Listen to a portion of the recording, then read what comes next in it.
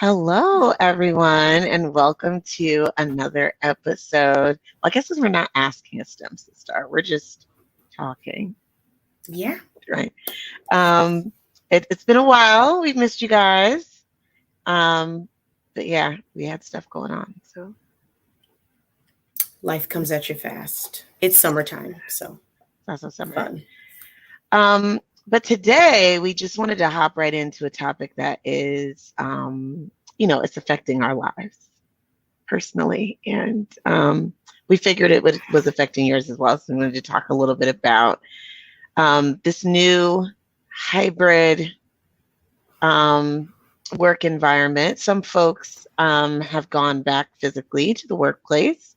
Some of us are still virtual and will ever remain to be virtual. Okay. So we're just gonna hop right into how we feel about it. So, first of all, I want to ask you, and I'm gonna act like I don't know the answer, but like, how did you feel when, last year, this was around March, when our jobs pretty much were like, go away, like, don't come back here. Like, how did you feel? Oh, I felt amazing. Yeah, that's probably not the answer that everybody has, but me personally, I loved it. I've always wanted to work from home. Well, I mean, being in IT, I can work from home. So let me just say that. So before the pandemic, I could work from home, just not every day. But yeah, I had a fairly flexible schedule, I guess, in terms of in comparison to maybe other people. So people maybe in like finance or other areas. So that was cool. And I loved working from home because I always kind of felt like if I was at home, I would save time doing the other things that I have to do at home, like laundry or cooking or going to the grocery store and all those like other things that have to get done. And I don't like work close to where I live. And so definitely was excited to not drive anywhere. So it was all positives for me. Now the downside was, and she gonna watch this later on in life, but the downside was working from home, but like also my child was at home with us. But the act of working from home though, amazing. What about you? Yeah. So the thing is, I think that's like, I don't want to say a misconception, but I think a lot of us maybe think that like people in IT or like tech people like that you can work from anywhere because all you need is your computer, right? Like, I mean, you just need a laptop, right? And a phone, kind of true. I guess. Like, and so I think when we went virtual, I mean, some folks that were in IT already kind of worked that way. Yeah. So it wasn't as much of like a leap. Now, for others of us who were like in like an office and you seemingly didn't feel like you could do your job otherwise, I mean, it wasn't. Let me back up because there, where I was before, I mean, you could have a day or two of working from home or teleworking. Okay. And so it wasn't like that far-fetched. I mean, you knew you could do your job, but there were these kind of stipulations for working from home and like what needed to be at home. And there were all these rules. And so some people didn't want to bother with it. And so they just still went into the office. Okay. Yeah, I mean, some people, like for reasons like you have brought up, people don't want to be where their kids are, or there's distractions, or you might not have those things in place that make working from home easier, like your own office, or your internet might not be like super high speed internet or whatever.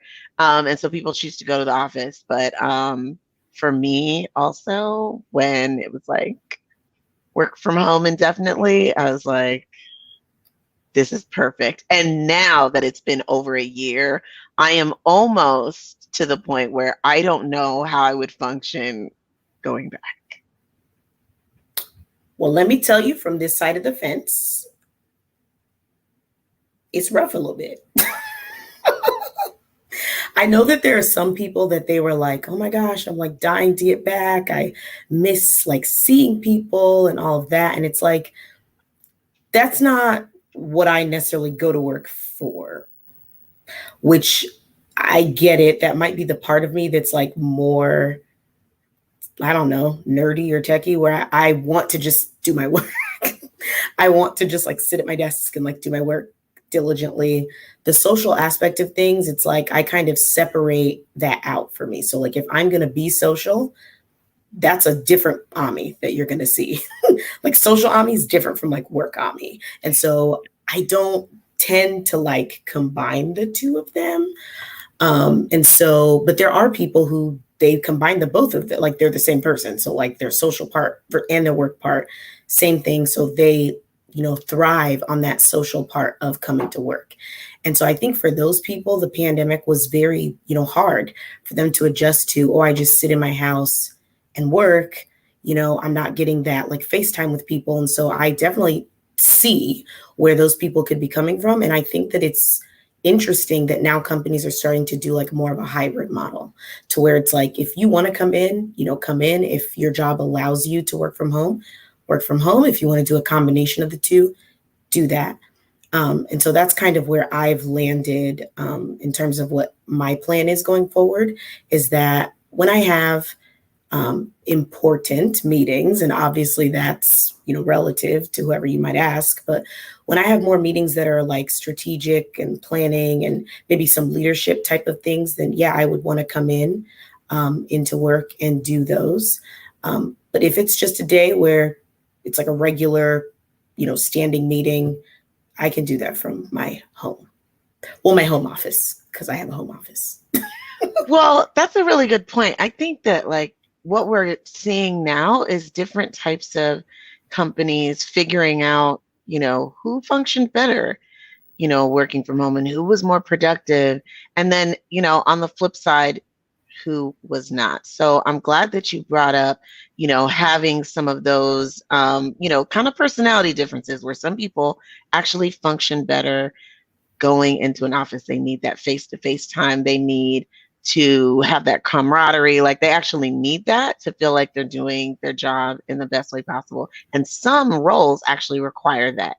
And so by force, when we all went through shutdown and like, a lot of people, if you were not an essential worker, which shout out to all the essential workers out there. Yes. But if you were not, seen as, an essential worker and you worked from home, it might have made you feel an immediate sense of like, oh, I don't get to wake up and, meet so-and-so at the water cooler or, go take a quick, we walk downstairs to get donuts. And that's where we not only catch up on personal things, but that's where we actually start the team building that goes into the work that we're supposed to do, at work. And so some people like, when they don't have that, Yeah. it's really bad for them, and it leaks over into, their personal, professional lives, which, we've talked about before. That work from home can really blur personal and professional, because you're actually at home where all your personal stuff Yeah. is going on. And so that was difficult for some people. For me personally, I liked it because, I actually got to spend more time with my family. Like I actually got to do things that I wasn't getting to do before. And so it created a balance that I didn't have before. And so it actually made working better in that way. So.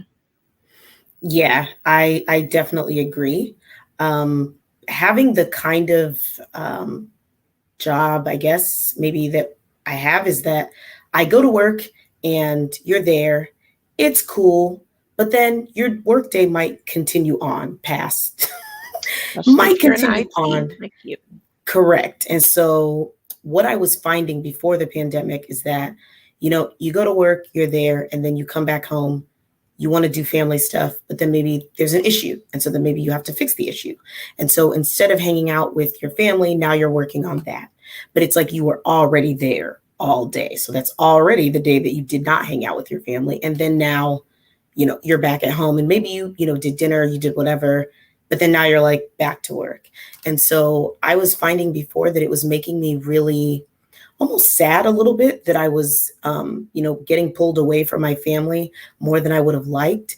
And I loved the like flexibility that just, we all work from home, that was able to provide for me, because I was able to, see my kid, and like walk out and talk to her. Well, she was also sitting next to me during meetings, pulling out her own laptop, telling me that, shh, I'm on a call. And so, it was cool that we got to work together.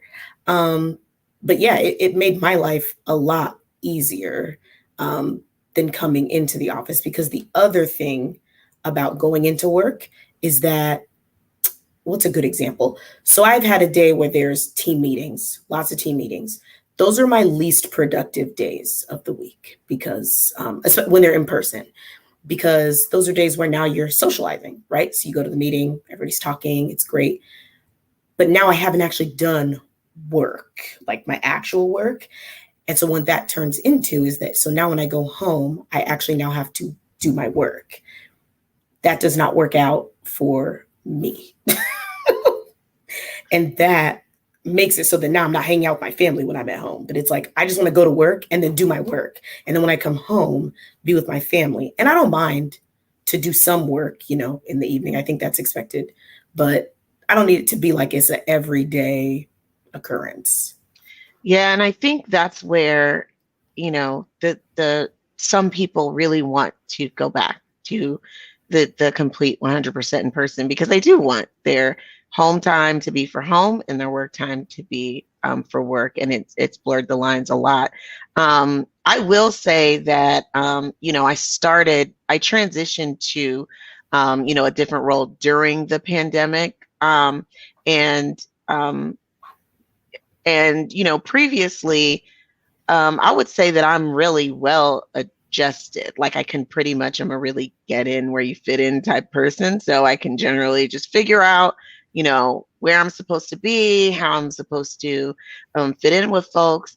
But I've actually never completely had to do that virtually. So even when I Yeah. worked in sales, and a lot of that was, I guess, work from home. Like, I had a home office. I mean, I still talk to people all the time, went out. So there's a lot of face to face as well, but completely like never like meeting your colleagues face to face, never like learning their work style or their morning attitude, or not knowing, when someone's available, because in person you leave your office door cracked open, and that's how you can tell that, you can knock and come in.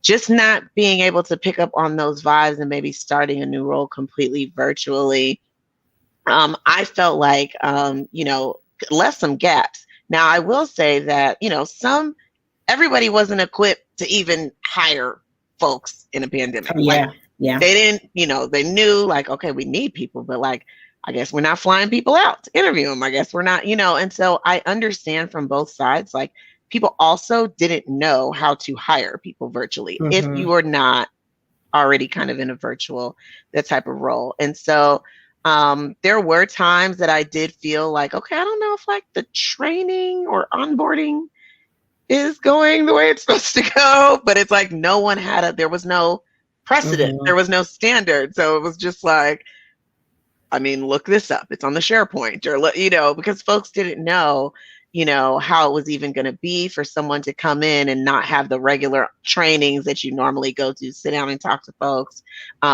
get to know people, in the hallway.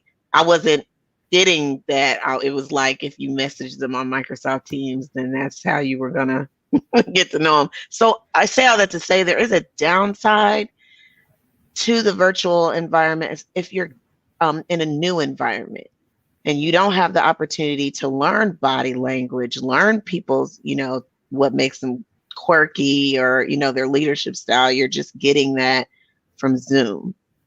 And so you don't even know those opportunities to rub elbows, to go out on, the happy hours we've talked about before. Yeah. Those were gone during the pandemic. So you didn't even have a chance to like the normal ways that we've discussed before on the channel, the kind of back ways to learn who's best to work with and who's not, those were completely gone this past year. And so that part sucked. So yeah, I could see how that would be difficult to do, because I think a lot of areas, depending, they might lean heavily on, or they might rely on just you. If you have a question, you just get up and ask somebody. Like, oh, if you have a question, you just walk over to like, yep. oh, okay, hi, like, because you're there already. It makes it a lot easier to onboard somebody, because yeah, there's like training, but I mean, do those trainings like teach you how to do your job? Low key, no. How you learn how to do your job is, by doing it. But then also, if you have questions, to just quickly just, okay, let me like, ask the person right next to me, or, get up and like walk over there and ask. But it's like that wasn't there. And so then for somebody, okay, so I'm going to use myself here as an example. For somebody like me who might not appear very like open and warm at work. No, you. For for somebody like me, I could see how if you were new to a team and you weren't seeing me every day, like, and maybe you had questions and you wanted to ping me, but then you were like, I don't know, like, should I ping her or not? I could see how that would be confusing for somebody that's new. And I mean, there's a lot of, I'm gonna be very honest, there's a lot of people like me in IT, so I'm not like an anomaly, but I could see how that would be like hard for somebody that's new, because you want to ask questions, but then it's like, are you busy? Yeah, you don't know who to like. Do you want me to bother you? Are you like the 25th email that you've gotten in this like 15-minute period? Yeah. I don't know. And then we resorted to doing that because we didn't know. We couldn't walk past your office and see. So now I'm sending you emails back to back. I'm sending you emails. I've also sent you a DM. I've IM'd you. And then as I got more rude, I picked up the phone, I called. Oh, see, I like have resorted to texting if I have your number. If I ping you Don't and you're give not out your number. And you're not online, I'm probably gonna text you. And because my thing is, lost like boundaries. Because look at that. Like in person, you would never do. You'd never go past someone's office, like knock. They ain't really respond, and then come back 5 minutes later and like knock, and then crack the, and like poke your head in. Like you would never do that in person. But it's like, because you don't know. Like, what if you went to like a doctor's appointment? Like, what if you're actually like not in front of your computer? It's like, what if you went to the grocery store? Am I gonna wait for you to come back, or I'm just gonna like text you, so that now you don't like, I don't forget that I need to like ask you that question or whatever. So at your convenience. So I more so do it because I'm like, at your convenience, whenever you see one of these, respond back to me. If it's that you see your phone first, perfect. If it's that you see your pings first, perfect. But no pressure. That person has to already have their own boundaries, which we talked about boundaries before. Yes. Because at some point, you actually have to look at your phone and be like, I'm not answering that. Correct. Because it's 8 p.m. Why else my child needs to be like, put to bed or whatever, and so just this virtual environment. Also, now that we're used to it now, and maybe the openness and the access to everyone. And so trying to pivot back in person, I think that is going to be an issue, because at this point, everybody's used to, I can text you, I can IM you, I can email you, like I can do all of these things. But then you go back to in person and it's like, well, again, just, I guess we're not leaving Postits on doors anymore. Like, so it's going to be, I'm just saying it's going to be different or whatever. You people used to have like a dry erase board on the outside of there, you could leave a little note or whatever, but like people aren't doing that anymore. So I think that we're going to see like awesome companies figure out that, yes, a lot can be done remotely. You might save a lot of money on flying folks places, and if we can do things virtually, but we're going to have to navigate that balance between what I actually want to accomplish at home, which is, being available when I am available, being able to be reached and all of that, but then like having, personal family time where I can decompress as well. So I'm hoping again that I don't ever have to go into an office. That's not But my home office. I think that the companies have already figured that out. So the companies that were going to figure that out, I think have already figured it out at this, late stage in the game. I think we're already seeing that there's companies who, really quickly into the pandemic were like, people don't ever need to come back. Yeah. People don't ever need to come back. And those companies have grown. I think Yeah. like their workforce Especially has with grown. their younger workforce. Yeah. And so I think the companies that were going to figure it out, I think they've already figured it out. But yeah, for those who are maybe still struggling, I think it's important to just, I don't know, listen to your workers and kind of don't push people in a direction that they don't want to go in. So offering that flexibility is going to be a major key. I agree. And I do think that, we're all adjusting. So we're all trying to figure out, well, do I work better in this way or do I not? And like I cannot say enough, I thrive in this environment. So, and that's something like how I wouldn't have really, I guess, wouldn't have known that before, but now I know that like this is for me. I made I don't want to use the word mistake, but I worked, at your house and your small coworker joined me on one of my meetings and I realized like, wow, you don't care that this camera's on or anything. So you don't care. I'm talking and you don't care. So I was just like, okay, wow. So people that are at home with like 3, 4 kids, like are just losing their minds. So I get it. It's not going to work for everyone. It's not convenient for everyone. Some people really want to go to work so they can get away from that. And I do think that it should be a choice, and that the flexibility should be available for everyone. Yeah. I just, not the minute that school opened up, but she started going to school and then that was better for me. Like, you be here with your mask on and then I'll be at home doing my work. But it made it a lot faster to like, oh, okay, I can just go pick you up like when my meetings are finished. Like it's just adding a lot of like a flexibility and a lot of like happiness to my life. And that's something that people don't, you obviously can't measure that, but there is a, being happy or just being content with, again, that balance between, work and especially those of us who what we do for work, like we like it. And then, home and what people say. I actually don't like when people say work-life balance because I'm like, isn't work inside of the life? So, I mean, I try to say work home balance, but now work is at home. So, yeah, I mean, we just wanted to chat about this. I know it's something that's, a lot of folks are still thinking about. We got a whole new variant, COVID, that showed up since the last time we had a video. It's a whole new one.